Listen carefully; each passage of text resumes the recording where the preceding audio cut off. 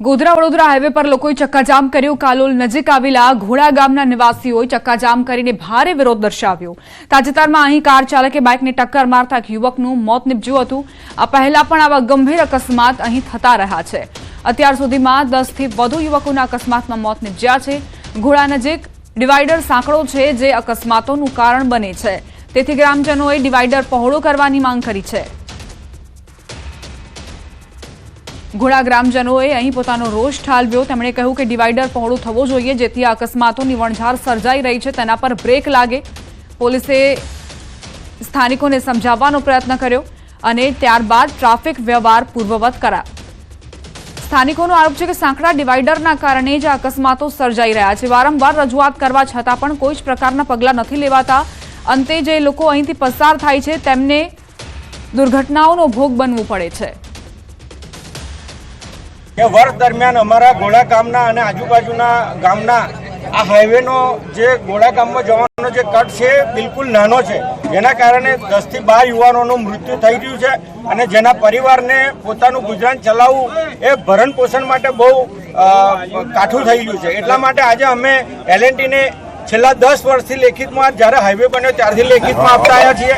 Collector સાહેબને, L&Tને બધાને રજૂઆત કરી છે કે અમારો કટ મોટો કરવામાં આવે। અમદાવાદ મ્યુનિસિપલ કોર્પોરેશનની સ્ટેન્ડિંગ કમિટીની બેઠક મળી। બેઠકમાં જુદા જુદા મામલે નિર્ણય કરવામાં આવ્યા। સાબરમતી નદી પર રિવરફ્રન્ટના ફેઝ 2 અંતર્ગત ટોરેન્ટ પાવર સ્ટેશન પાછળથી સદર બજાર સુધી નવો બ્રિજ બનાવાશે। તેના માટે જમીનનો કબજો મેળવવાનો નિર્ણય કરાયો। આ ઉપરાંત એએમસીના વર્ગ 1 થી વર્ગ 3 સુધીના મહિલા કર્મચારીઓ માટે ડ્રેસ કોડ નક્કી કરવામાં આવ્યો હતો। આ માટે 55 લાખનો ખર્ચ એએમસી તરફથી કરવામાં આવશે। વધુ એક નિર્ણય અંતર્ગત આગામી રથયાત્રાને જોતા કોટ વિસ્તારના જર્જરિત મકાનોનો એડવાન્સ સર્વે કરવા તંત્રને આદેશ આપવામાં આવ્યા।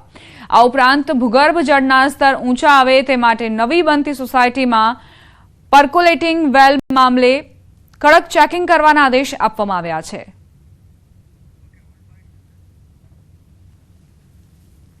અને જે બેરેક ક્રમ બ્રિજ બનવા માટે જઈ રહ્યો છે 240 કરોડના ખર્ચે એરપોર્ટ જવા માટે એક નવો રોડ બનશે।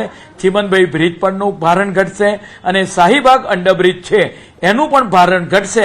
આમ મહાનગરપાલિકા દ્વારા નગરજનોને આ એક ભેટ, રોડની એક નવી ભેટ મળશે। ક્લાસ 1 કક્ષાના જે અધિકારી છે એના માટે બ્લુ સાડી, તદુપરાંત ક્લાસ 2 ઓફિસર જે મહિલા અધિકારી છે એના માટે પિંક સાડી, અને આપણે વાત કરીએ કે ક્લાસ 3 એમ્પ્લોઈઝ છે એના માટે ઓરેન્જ વ્હાઇટ પ્રિન્ટેડ સાડી।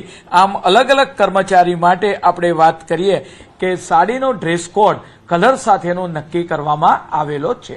ધૂળેટીના દિવસથી આપણે વાત કરીએ 31 માર્ચ સુધી જે લોકોને પાછલી વ્યાજ બાકી હોય, રેસિડેન્સની અંદર 100% વ્યાજ માફી અને કોમર્શિયલ મિલકતની અંદર 75% વ્યાજ માફી 31 માર્ચ સુધીના વ્યાજ માફીનો લાભ લઈ શકશે। અને એપ્રિલ મહિનાની અંદર જે જર્જરિત મકાન હશે એનો સર્વે કરવામાં આવશે અને તેના આધારે આગામી આપણે વાત કરીએ કે આયોજન આ રથયાત્રાનું કરવામાં આવશે। આપણે વાત કરીએ કે લગભગ 3000 કરતાં વધારે જે અરજીઓ આવેલી છે સર્વે થઈને, મહાનગરપાલિકા તેટલી જગ્યાએ પર્કોલેટિંગ વેલ બનાવવા માટેનું આયોજન કરશે।